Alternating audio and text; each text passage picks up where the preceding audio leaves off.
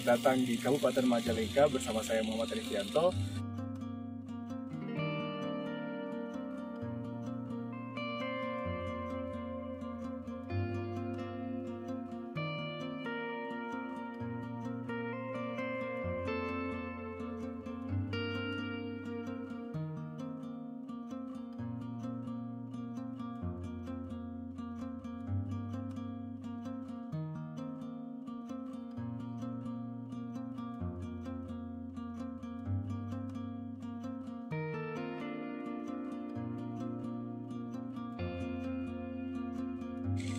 Kali ini kita sedang berada di Kecamatan Argapura, Kabupaten Majalengka, di kawasan Bawang Daun. Nah, bisa teman-teman lihat bahwa di sekitar saya ini dikelilingi oleh bawang daun yang berumur 17 hari setelah tanam. Nah, seperti ini bawang daun, silakan mendekat, teman-teman. Inilah bawang daun berumur 17 hari setelah tanam. Mungkin teman-teman memerhatikan bahwa sepertinya bentuk tumbuhannya kurang menarik, karena umurnya masih 17 hari setelah tanam. Nanti ketika sudah melewati sekitar umur 20 hari ke atas, dia akan tumbuh segar. Jadi ini adalah bibitnya bawang daun yang baru ditanam. Jadi ketika baru berumur sekitar 2 minggu pertama, memang masih terlihat daun-daun sisa bibit dari bawang daun tersebut.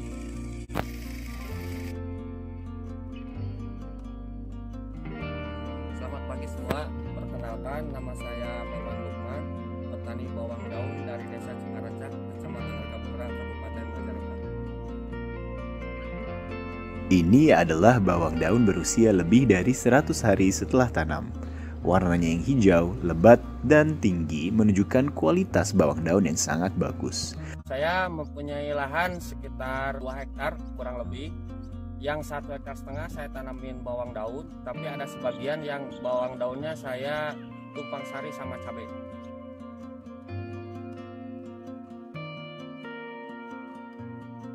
Itu kurang lebih sekitar di 1,5 hektar yang saya tanamin sama cabai di tumpang sari.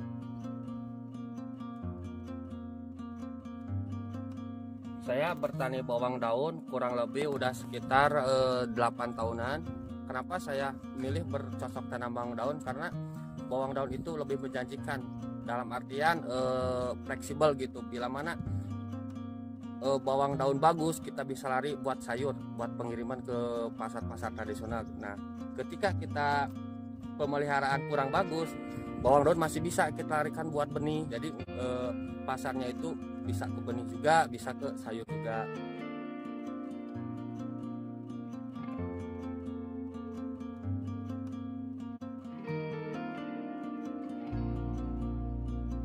Nah, untuk harga sendiri bawang daun, kalau untuk daerah sini minimal ketika paling murah itu di harga Rp3.000.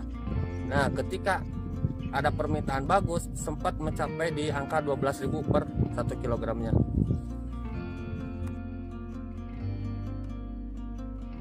Penataan bawang daun dibanding dengan tanaman sayuran lain itu bisa dibilang lebih mudah. Kenapa lebih mudah? Karena tidak begitu banyak hama dan penyakit kalau untuk di bawang daun. Nah, untuk potensi bawang daun di dataran tinggi di kisaran 1.200 sampai 1.400 mdpl.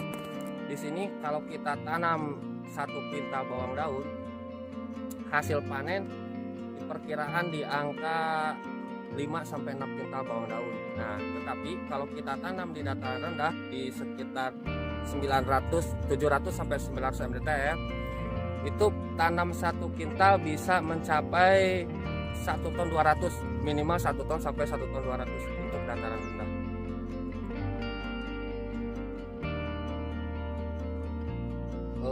Kelebihan dan kekurangan tanam bawang daun di dataran rendah dan dataran tinggi. Kenapa di dataran tinggi hasil bawang daunnya itu lebih rendah ketimbang dataran rendah itu? Dikarenakan dataran tinggi itu kita hanya mengandalkan curah hujan. Nah, jadi untuk irigasi itu tidak teratur gimana adanya hujan. Terus udah gitu kalau di dataran tinggi sinar mataharinya itu kurang. Karena apa? Karena kalau di sini kadang-kadang jam 11, jam 12 udah turun hujan gitu. Jadi terpapar sinar mataharinya itu kurang. Nah, sementara untuk dataran rendah, kenapa hasil panennya tinggi? Dia itu irigasi teratur. Kenapa? Karena dia tanamnya itu pas musim kemarau, jadi mengandalkan irigasi. Dia irigasinya itu per 2 hari 1 kali.